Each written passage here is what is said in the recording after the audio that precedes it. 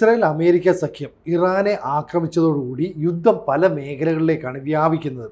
അതായത് ഒരു ഷിയ രാജ്യത്തെ പരമോന്നത നേതാവിനെ അമേരിക്ക തീർത്തതിൻ്റെ പ്രതിഷേധം അങ്ങ് പാകിസ്ഥാനിൽ വരെ ഉണ്ടായി.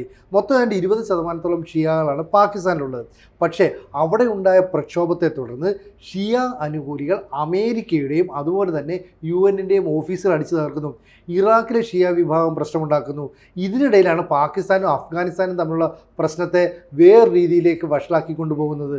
ശരിക്കും പറഞ്ഞാൽ പാകിസ്ഥാനിൽ ഇപ്പോൾ പ്രശ്നം ഉണ്ടാക്കുന്ന അഫ്ഗാനിസ്ഥാനാണോ ഷിയ വംശജരാണോ അതോ അതിർത്തിയിൽ നിന്നുള്ള മറ്റുള്ളവരാണോ?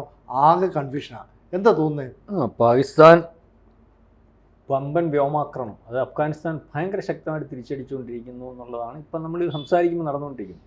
അത് പാകിസ്ഥാനകത്ത പ്രശ്നം ഇപ്പോൾ ലോകത്താർക്കും ഒരു പ്രശ്നമല്ലല്ലോ, നിരന്തരം ഇവിടുത്തെ പ്രശ്നം ഉണ്ടായി.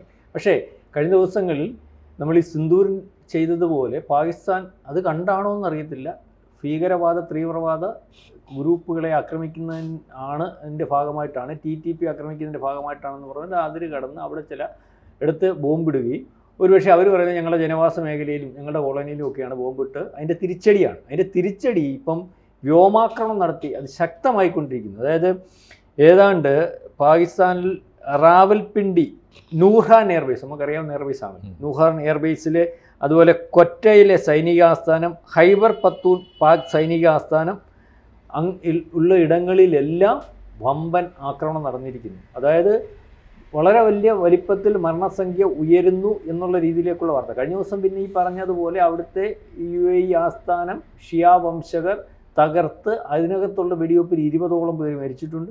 ഏതാണ്ട് 33ഓളം പേർക്ക് പരിക്കേറ്റിട്ടുണ്ട്. അവിടുന്ന് അവർ തന്നിരിക്കുന്ന റിപ്പോർട്ടാണ് ഈ പറഞ്ഞത്. അപ്പോൾ ഇതിനകത്ത് നമ്മളുടെ രാജ്യത്തിൻ്റെ അരികിലേക്ക് യുദ്ധം എത്തിയിരിക്കുന്നു എന്ന് വേണമെങ്കിൽ പറയാം. ഇതിനകത്ത് കൂട്ടി വായിക്കേണ്ടതായിട്ടൊരു കാര്യമുണ്ട് സാറേ. കഴിഞ്ഞ ദിവസം അത് വ്യക്തതയില്ലാത്തതുകൊണ്ട് പറഞ്ഞില്ല, എന്നാലും നമുക്ക് പറയാം, വ്യക്തതയില്ലെങ്കിലും ഒരു കാര്യം പറയാം. ഈ പാകിസ്ഥാനകത്ത് അല്ലെങ്കിൽ പാകിസ്ഥാൻ കയറി വ്യോമാക്രമണം നടത്തിയതിന് ശേഷം അഫ്ഗാനിസ്ഥാന് പിന്തുണ നൽകാൻ ഇസ്രായേൽ തീരുമാനിച്ചിരുന്നു, അത്തരത്തിലൊരു വർത്തമാനം നടന്നിരുന്നു എന്നുള്ളൊരു കാര്യം വരുന്നുണ്ട്. അതുകൊണ്ട് തന്നെ ഇത് പറഞ്ഞിട്ട് മുനീറിനെ ഇറാനെ അടിക്കാൻ വേണ്ടി പാക് ബേസ് ഉപയോഗിച്ചാളാൻ എന്നുള്ള രീതിയിലേക്ക് സമ്മതിപ്പിച്ചിരിക്കുന്നു ഈ പറഞ്ഞ ട്രംപ്. പക്ഷേ ഉപയോഗിച്ചില്ലേ, ഖമേനി വിവാദത്തിന് മുമ്പിൽ ഉപയോഗിച്ചില്ല എന്നുള്ളത് അറിയത്തില്ല. പക്ഷേ അത്തരത്തിൽ സമ്മതം മൂളിച്ചിരുന്നു. അപ്പം അതിൻ്റെ പിറകിൽ അതായത് അഫ്ഗാൻ പിന്തുണയുള്ളത് ഇപ്പം പാകിസ്ഥാനെതിരെ തിരിയാൻ അല്ലെങ്കിൽ ഒരുപക്ഷെ ട്രംപിനെതിരെ വേണമെങ്കിൽ പോലും തിരിയാൻ പിന്തുണയുള്ളത് അഫ്ഗാനിസ്ഥാന് പിന്തുണയുള്ളത് ഇന്ത്യയുടെ ഭാഗത്തു നിന്നാണ്, റഷ്യയുടെ ഭാഗത്തു നിന്നാണ്, ചൈനയുടെ ഭാഗത്തു നിന്നാണ്. അപ്പം ഇന്ത്യക്ക് വേണ്ടി അഫ്ഗാന് വേണ്ട പിന്തുണ വലിയ വലിപ്പത്തിൽ കൊടുക്കുന്നതിന് വേണ്ടി ഇസ്രായേൽ തയ്യാറായിരുന്നോ എന്നുള്ള രീതിയിലേക്ക് കാര്യങ്ങൾ ഉരുത്തിരിയുന്നു എന്ന് വേണമെങ്കിൽ. ഈ ഒരു യുദ്ധം ഇറാൻ്റെ ശേഷം ഇസ്രായേൽ ലക്ഷ്യം വയ്ക്കുന്നത് ആണവായുധമുള്ള അടുത്ത രാജ്യം പാകിസ്ഥാൻ. വളരെ ദീർഘകാലം കൊണ്ട് ലക്ഷ്യം വയ്ക്കുന്ന ഒരു രാജ്യം തന്നെയാണ് പാകിസ്ഥാൻ എന്ന് നമുക്കറിയാം. ഇന്ദിരാഗാന്ധിയുടെ കാലത്ത് അന്ന് ആണവായുധത്തിൻ്റെ പ്രശ്നം വന്നപ്പോൾ അന്ന് ചോദിച്ചാണ്, ഞങ്ങൾക്ക് ഇന്ധനം നിറയ്ക്കാൻ ഒരവസരം നിങ്ങളുടെ ബേസിൽ തന്നാൽ ഈ പാകിസ്ഥാൻ്റെ അണുവായുധം എന്നുള്ള അല്ലെങ്കിൽ ആ ത്രട്ട് അല്ലെങ്കിൽ ആ ഭീഷണി ഇനി ലോകത്തുണ്ടാകാത്ത രീതിയിൽ ഞങ്ങൾ നശിപ്പിച്ചു തരാമെന്ന് പറഞ്ഞു. അപ്പം പാകിസ്ഥാനെ ഉന്നം വെച്ചിരിക്കുന്നു. അല്ലെങ്കിൽ പാകിസ്ഥാൻ്റെ പലവട്ടമുള്ള ചർച്ച, കൂട്ടിച്ചേരുകൾ, ഒരിടയ്ക്ക് വെച്ച് വന്ന ഈ സൈനിക നാറ്റോ അല്ലെങ്കിൽ അറബ് നാറ്റോ എന്നൊക്കെ പറയുമ്പോൾ അതിനകത്ത് തുർക്കിയാണ് വരുന്നത്, അത് ഇസ്രായേലിൻ്റെ ശത്രുവാണ്. സൗദി വന്നിട്ടുണ്ട്. സൗദിയും പാകിസ്ഥാനെ ഒളിഞ്ഞും തെളിഞ്ഞുമൊക്കെ കണ്ടുകൊട്ടേ സഹായിച്ചുകൊണ്ടിരിക്കുന്ന ഒരു രാജ്യമാണ് സാമ്പത്തികമായി. അപ്പം ഈ ഒരു കൂട്ടായ്മയ്ക്കൊക്കെ അല്ലെങ്കിൽ അങ്ങനത്തെ ഒരു കൂട്ടായ്മ വന്നാൽ അത്തരത്തിൽ അത് ദോഷം ചെയ്യുന്നത് ഇറാൻ്റെ കൂട്ട് തന്നെ ഭീഷണിയുള്ള അല്ലെങ്കിൽ ഇസ്രായേലിന് ദോഷം ചെയ്യുന്ന രീതി ചിന്തിക്കുന്നത്. അപ്പം ഇത് ഇസ്രായേലിൻ്റെ ഈ യുദ്ധം എന്തിനു വേണ്ടി, ഒരു പക്ഷേ ഇസ്രായേൽ ഈ യുദ്ധം ഇറാഖിൽ എന്തിനു വേണ്ടി നടത്തുന്നു, ആ മാനസികാവസ്ഥയിൽ തന്നെ പാകിസ്ഥാനെ അല്ലെങ്കിൽ ഇസ്രായേൽ പരിഗണിക്കുന്നുണ്ട്. അതിനുള്ള അവരെ തകർക്കുന്നതിന് വേണ്ടിയുള്ള എല്ലാ സാധ്യതയും ഈ പറയുന്നത് പോലെ ഇസ്രായേൽ എടുക്കും. അതിന് ഒരുപക്ഷെ ഇന്ത്യയുടെ സഹായം ഉണ്ടാകും. അപ്പോൾ ഇപ്പം നടക്കുന്ന ആക്രമണത്തിന് ഇത്രയും ബലം വരുന്നതിനകത്ത് ഈ ഇസ്രായേലിൻ്റെ രഹസ്യാന്വേഷണ വിഭാഗത്തിൻ്റെ പിന്തുണയുണ്ടോ, അല്ലെങ്കിൽ ഈ അവസരത്തിൽ ഇറാനിൽ യുദ്ധം നടക്കുന്ന അവസരത്തിൽ പാകിസ്ഥാനിൽ കൂടി അങ്ങ് നടന്നു പോകട്ടെ എന്ന് ആരെങ്കിലും തീരുമാനിച്ചിട്ടുണ്ടോ എന്നൊക്കെ കരുതേണ്ടി വരും. തീർച്ചയായിട്ടും ഇതിലിപ്പോൾ ഈ പാകിസ്ഥാനെ എങ്ങനെയാണ് ഈ യുദ്ധം ബാധിക്കുന്നത് എന്ന് ആലോചിക്കുമ്പോൾ പാകിസ്ഥാനിൽ നടന്ന പ്രകടനങ്ങൾ വളരെ ജെനുവിനാണ്. എന്താ കാരണം എന്ന് വെച്ചാൽ പാകിസ്ഥാനിൽ ജനസംഖ്യയിൽ ഭൂരിപക്ഷം ഇല്ലെങ്കിലും നല്ലൊരു ശതമാനം ഷിയാക്കൾ. 20%. 20ആണോ പഴയ കണക്കാണത്. എന്തായാലും മോശമല്ലാത്ത ജനസംഖ്യയുണ്ട് ഷിയാക്കൾ. പാകിസ്ഥാൻ മുസ്ലിങ്ങളിൽ 20%-ലേറെ ഷിയാക്കളാണെന്ന് പറഞ്ഞാൽ ചെറിയ കാര്യമല്ല. മാത്രമല്ല ചരിത്രപരമായി വേറൊരു യാഥാർത്ഥ്യം കൂടിയുണ്ട്. പാകിസ്ഥാൻ്റെ രാഷ്ട്രപിതാവ് മുഹമ്മദ് അലി ജിന്ന ഷിയ ആണ്. അപ്പോൾ അവർക്ക് ചരിത്രപരമായും അങ്ങനെ ചില സംഗതികളുണ്ട്. അപ്പോൾ ഇങ്ങനെ ഒരു സാഹചര്യത്തിൽ ഷിയാക്കളുടെ ഒരു വികാരം എന്താണെന്നറിയോ? ജൂതന്മാരുടെ അതേ വികാരം, വംശീയ വികാരം. അവർ ഭൂമിയിൽ ഏത് രാജ്യത്തായാലും രാജ്യത്തിനതീതമായൊരു വംശീയ വികാരമുണ്ട്. ആകാശങ്ങൾക്കപ്പുറം പടർന്നു പിടിക്കുന്നൊരു വംശീയ വികാരം എന്ന് പറയില്ലേ, അത് ഭൂമിയിൽ എല്ലായിടത്തും ഷിയാക്കൾക്കുണ്ട്.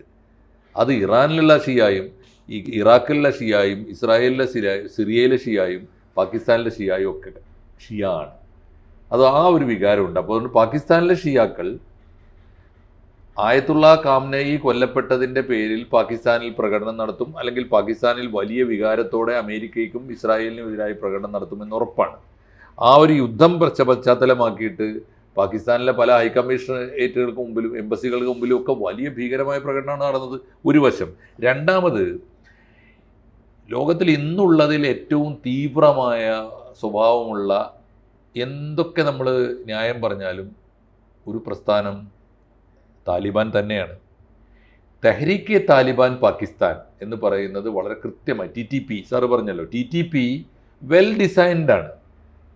അത് വളരെ കൃത്യമായിട്ട് അഫ്ഗാനിസ്ഥാൻ ആസ്ഥാനമാക്കിയിട്ട് ഈ പാകിസ്ഥാനെ വകവരുത്താൻ, പാകിസ്ഥാനെ ലക്ഷ്യമിട്ടുകൊണ്ട്, പാകിസ്ഥാനെ വകവരുത്താനല്ല സാർ, പാകിസ്ഥാൻ പിടിച്ചെടുക്കാൻ, പാകിസ്ഥാനെ കറക്റ്റ് വാക്കാണത്, പാകിസ്ഥാൻ പിടിച്ചെടുക്കാൻ, പാകിസ്ഥാനെ അറ്റാച്ച് ചെയ്യാൻ രൂപപ്പെട്ട ഒരു സംഗതിയാണ്. അതിൻ്റെ പിന്നിൽ ആരൊക്കെയുണ്ട് എന്ന ചോദ്യത്തിന് തീർച്ചയായിട്ടും പുതിയ കാലത്ത് ഒരു ഡീപ്പ് സ്റ്റേറ്റ് എന്ന നിലയിൽ ആരൊക്കെ ഉണ്ടാവാം, നമ്മളുണ്ടാകാം. ഇന്ത്യൻ താല്പര്യങ്ങൾ അതിൻ്റെ പിന്നിലുണ്ട്. പാകിസ്ഥാനെ നിലക്ക് നിർത്താൻ അഫ്ഗാനിസ്ഥാനെ നമ്മൾ പരസ്യമായി പിന്തുണക്കുന്നത്. ഞാൻ പലപ്പോഴും ആശങ്കപ്പെട്ടിട്ടുണ്ട്, എൻ്റെ രാജ്യം വലിയ വില കൊടുക്കേണ്ടി വരുമല്ലോ, കാരണം താലിബാനെയാണ് ഈ പിന്തുണക്കുന്നത്, തീ കൊണ്ടാണ് കളി, നമുക്ക് അപ്പുറത്തൊരുത്തനെ പണി കൊടുക്കാനുണ്ട് എന്നുള്ളത് ശരിയാണ്. അവനെപ്പോലെ ഒരു ദുർബലിന് പണി കൊടുക്കാൻ ഇത്ര ഭീകരമായൊരു ജീവിയെ കൂടക്കൂട്ടണമെന്ന് ഞാൻ ഈ അഫ്ഗാനിസ്ഥാനെ സഹായിക്കുമ്പോൾ എനിക്ക് തോന്നാറുണ്ട്. ഒന്നത്. രണ്ട്, ഈ ക്വറ്റ സാറ് പറഞ്ഞ ഈ താവളങ്ങളുണ്ടല്ലോ, ഈ താവളങ്ങളുള്ള കേന്ദ്രങ്ങളൊക്കെ പാകിസ്ഥാന്റെ രാജ്യത്തിനകത്ത് വലിയ ആഭ്യന്തര കലാപങ്ങളുടെ നാടാണ്. ക്വറ്റ ബലൂചിസ്ഥാനില്ല. അപ്പോൾ അതുകൊണ്ട് ക്വറ്റയിലൊക്കെ ഒരു ചെറിയ സൗകര്യം കിട്ടിയാൽ അവർ തന്നെ കത്തിക്കും പാകിസ്ഥാൻ. അതുകൊണ്ട് പാകിസ്ഥാനിൽ ഈ യുദ്ധം ഒരു പക്ഷേ മറ്റ് ഗൾഫ് രാജ്യങ്ങളിൽ ഉണ്ടാക്കുന്നതിനേക്കാളും അപകടമാണ്. അല്ല, ഇറാന് പുതിയൊരു ആയത്തുള്ള അവിടെ വരുന്ന താൽക്കാലിക ചുമതല. ഈ ആയത്തുള്ള അറാഫി അദ്ദേഹം പറയുന്നത്, എന്തുകൊണ്ടാണ് ഈ പാകിസ്ഥാനോ തുർക്കിയോ അല്ലെങ്കിൽ സൗദിയോ പോലെയുള്ള മുസ്ലിം രാജ്യങ്ങൾ ഞങ്ങളെ സഹായിക്കാത്തത്? പാകിസ്ഥാനിൽ തന്നെ ആഭ്യന്തര പ്രശ്നം വളരെ രൂക്ഷം. ഡ്യൂറൻ ലൈനുമായി ബന്ധപ്പെട്ട് തെഹ്രീക്ക് താലിബാൻ ഇൻ പാകിസ്ഥാൻ എന്ന് പറയുന്ന തീവ്രവാദ സംഘടന അല്ലെങ്കിൽ ഭീകരവാദ സംഘടന എന്ന് അവർ പറയുന്നത്, അവരുടെ ലക്ഷ്യം ഞങ്ങൾക്ക് ഈ മേഖലയുടെ സ്വാതന്ത്ര്യം വേണം, ഞങ്ങളുടെ അധീനതയിലുള്ളതാണ്, ഇത് ഞങ്ങളുടെ പ്രദേശമാണ്. അപ്പോൾ ഇവർക്ക് വേണ്ടുന്ന ട്രെയിനിങ്, ഇവർക്ക് വേണ്ടുന്ന സാമ്പത്തിക സഹായം ഇതെല്ലാം കിട്ടുന്നത് അഫ്ഗാനിസ്ഥാനിൽ നിന്നാണ്. അപ്പോൾ അഫ്ഗാനിസ്ഥാന് ശക്തമായ ഒരു വ്യോമസേനയില്ല, അതുകൊണ്ട് പാകിസ്ഥാൻ അവിടെ വ്യോമാക്രമണം നടത്താമെന്ന് പറയുന്നു.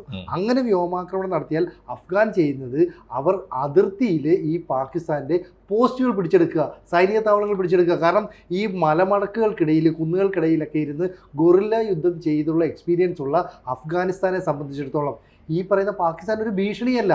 അമേരിക്ക പോലെയുള്ള ഒരു സാമ്രാജ്യമായിട്ട് യുദ്ധം ചെയ്തിട്ട് അവസാനം അമേരിക്ക അവിടെ ഇട്ടിട്ട് പോകേണ്ട ഒരു രാജ്യമാണ്. അതുകൊണ്ട് പാകിസ്ഥാനിലെ സ്ഥിതിഗതികൾ ഈ ഇറാൻ സംഘർഷത്തിന്റെ തുടർച്ചയായിട്ട് എന്തൊക്കെയായി തീരുമെന്ന് രണ്ട് കാര്യങ്ങളാണ് ഞാൻ പറഞ്ഞത്. രണ്ട് കാര്യങ്ങൾ. ഒന്ന്, ഈ യുദ്ധത്തിന്റെ പശ്ചാത്തലത്തിൽ ഇപ്പോൾ പാകിസ്ഥാനകത്ത് നടക്കുന്ന പ്രക്ഷോഭങ്ങൾ രണ്ടർത്ഥമുണ്ട്.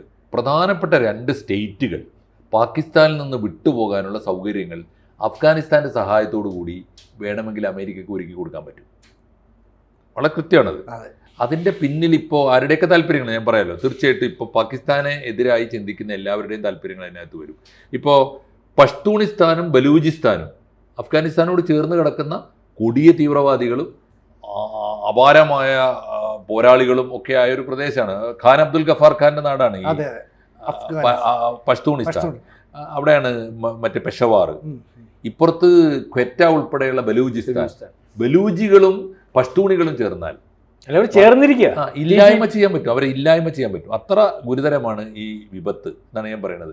അപ്പോൾ ആ സമയത്ത് അവിടെ ഒരു പാകിസ്ഥാൻ അമേരിക്കൻ താവളം, ആ താവളത്തെ ചൂണ്ടിക്കാണിച്ചിട്ട് അവിടെ പാകിസ്ഥാൻ വിരുദ്ധ പ്രകടനം, പാകിസ്ഥാനിലെ രാജ്യവിരുദ്ധരായ, പാകിസ്ഥാൻ ഗവൺമെൻറ് വിരുദ്ധരായ സകലമാന ഭീകരവാദികൾക്കും സകലമാന എന്താ പറയുക വിഘടനവാദികൾക്കും ഇത് നല്ലൊരു അവസരമാണ്. ഒന്ന്. രണ്ടാമത്തെ കാര്യം, 20% വരുന്ന മൊത്തം പാകിസ്ഥാൻ ജനത ഷിയാക്കളായിരിക്കെ നല്ലൊരു കാരണം കിട്ടി ഗവൺമെൻറ്റിനെതിരായിട്ട് പൊരുതാൻ. അസീം മുനീറിൻ്റെ ഭാവി കൂടിയാണ് യഥാർത്ഥത്തിൽ. ഇതിൽ കക്ഷിയൊന്നും അല്ലാത്ത ഒരുത്തനാണ് പാകിസ്ഥാൻ എങ്കിൽ പോലും അസീം മുനീറിൻ്റെ ഭാവി കൂടിയാണ് ഈ യുദ്ധകാലത്ത് വെല്ലുവിളിക്കപ്പെടുന്നതെന്നാണ് ഞാൻ മനസ്സിലാക്കുന്നത്. കൂടുതൽ വാർത്തകളും വിശേഷങ്ങളും നിങ്ങളിലേക്ക് എത്താൻ ABC മലയാളം സബ്സ്ക്രൈബ് ചെയ്യുക, ബെൽ ബട്ടണും അമർത്തുക.